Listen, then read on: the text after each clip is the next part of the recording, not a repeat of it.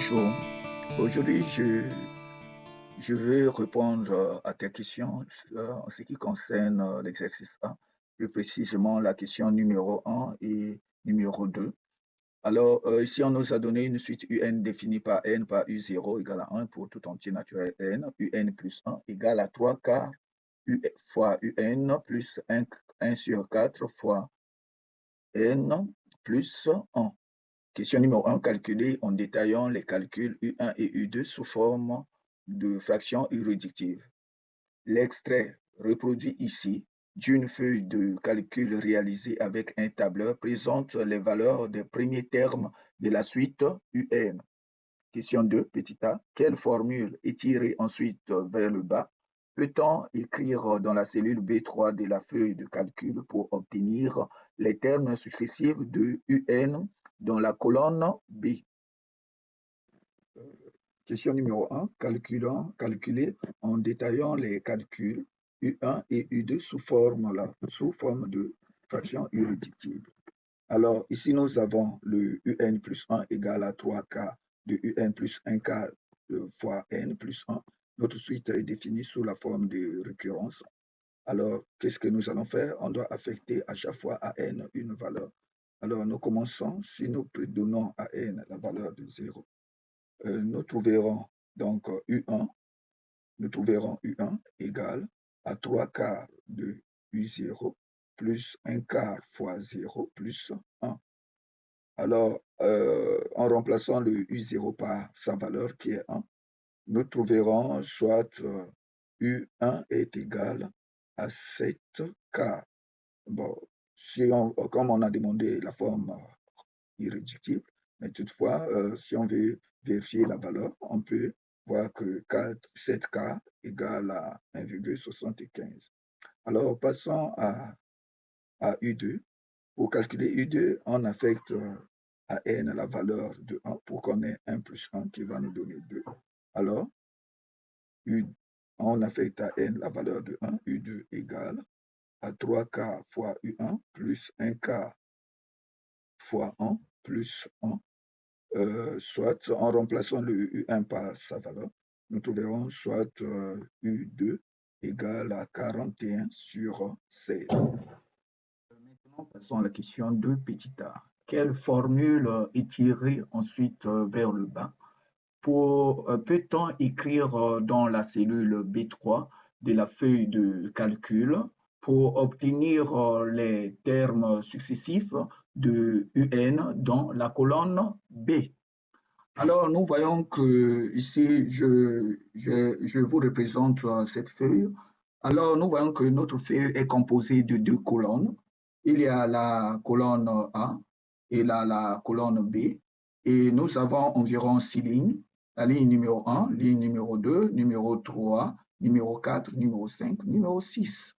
Alors, qu'est-ce que nous remarquons dans la colonne numéro A, la colonne A, excusez-moi, dans la colonne A, nous voyons que là, c'est là où on retrouve les indices ou les rangs des termes et le terme d'indice N ou de rang N se trouve dans la colonne B.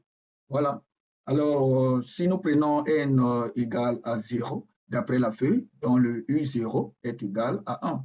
Si nous prenons N égale à 1, alors le U1 est égal à 1,75. Si nous prenons N égale à 2, alors le U2 est égal à 2,5625.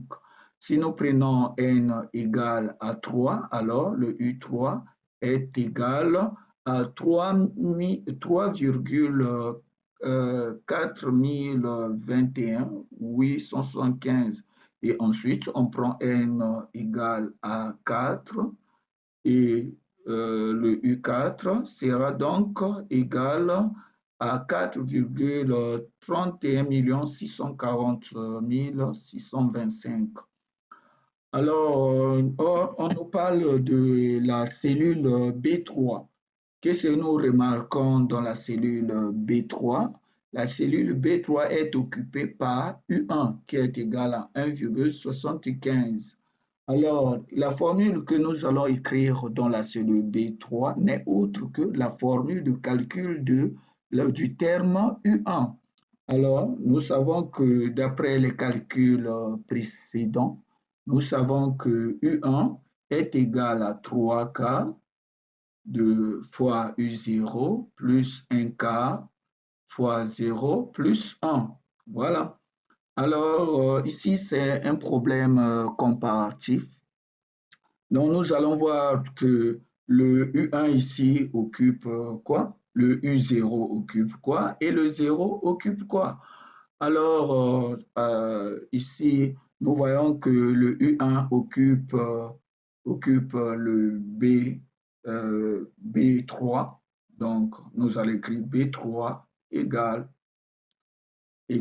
à 3 quarts, parce que U1 égale à 3 quarts fois U0. Donc, nous écrivons 3 quarts fois U0. Or, le U0 occupe quelle colonne?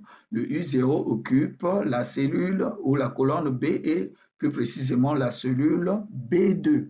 Donc, on va mettre 3 quarts fois B2 plus 1 quart fois 0. Or, le 0 occupe quoi? Occupe la colonne A, mais plus précisément la cellule A2. Donc, fois A2 plus 1. Voilà. Ici, nous venons de trouver la formule auquel nous allons insérer ou écrire dans la cellule B3 pour obtenir et lorsque nous allons étirer ça étirer vers le bas, cela va afficher les termes consécutifs de la suite UN. Alors, nous passons sur le plan pratique. On va chercher, prendre un logiciel ou une application qui va nous montrer l'exécution de cette formule. Passons à la vérification de notre formule que nous avons définie en B3, dans la cellule B3. Ici, nous plaçons les valeurs de n, les entiers naturels, les indices, ou ici on peut dire les rangs. Ici, je place les termes un. Alors, le premier indice ou le rang, c'est 0. Et ici, pour n égale à 0, le U0, c'est égal à 1. Donc, alors, nous passons dans la cellule B3. Nous allons définir et éditer, écrire la formule. Ici, on met égal, premièrement. Ici, on met 3 quarts fois, on multiplie par la colonne fois la cellule B2, ce qui est contenu dans la cellule B2, c'est 1. Donc, B2. Ensuite, on ajoute plus 1 quart fois AD, on tient ici, plus 1. OK, la formule est saisie. On dit OK. Alors, nous trouvons un 75. Ici, on ne peut pas encore étirer vers le bas parce que il faut d'abord remplir l'indice, les indices ou le rang de chaque terme. Ici, ce que nous allons placer ici, c'est 1, là c'est 2, là c'est 3. Alors, qu'est-ce qu'on remarque?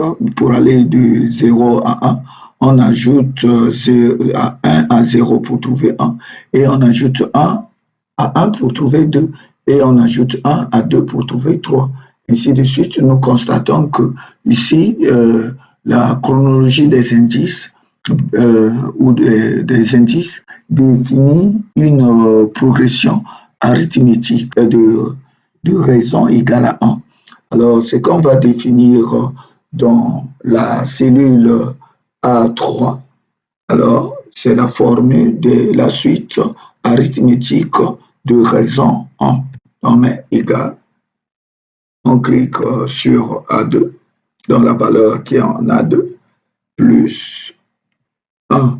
Et voilà, ici on a obtenu 1. Alors, cette fois-ci, on peut étirer vers le bas.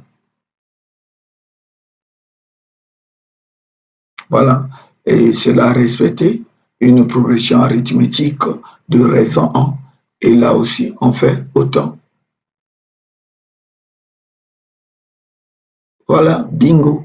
On a retrouvé les mêmes choses qui sont définies sur la feuille de l'exercice. Merci, à la prochaine fois. Soyez fidèles à notre chaîne et vous allez certainement découvrir beaucoup de bonnes choses.